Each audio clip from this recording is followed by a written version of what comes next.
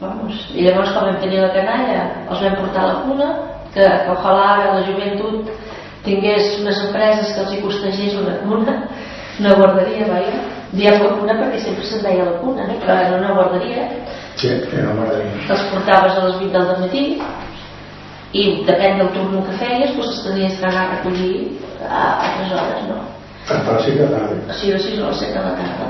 I bueno, els hi donaven, si eren petits i anaven amb biberon, doncs bueno, els hi donaven el biberon. I si els hi daves de mamar, doncs tenies 20 minuts per anar de mamar. Imagina't, 20 minuts. 20 minuts o mitja hora, no sé, molt poc. I havies d'anar d'aquí allà darrere on eren els autobusos, que llavors allò era la guarderia, i bueno, i molts, doncs uns sí, els altres no. I després te'ls tenien fins als 5 anys. 5 o 6, quan començaven al col·legi. I clar, superbé, ja, poder no menjaven el que menjaríem a casa, però bueno, el que no ells no els hi daven al migdia, doncs tu els hi donaves al vespre. I te'ls tenien tota la setmana, fins el dissabte al migdia, a la 1 del migdia també.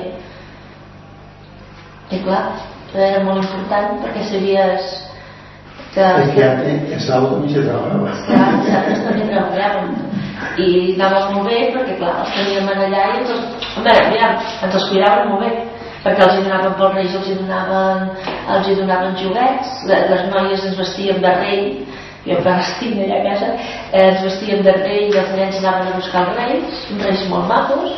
Després quan era el dia de la mona els hi donaven una mona. I a més, quan naixien els donaven el que és ara un Moisès. Sí.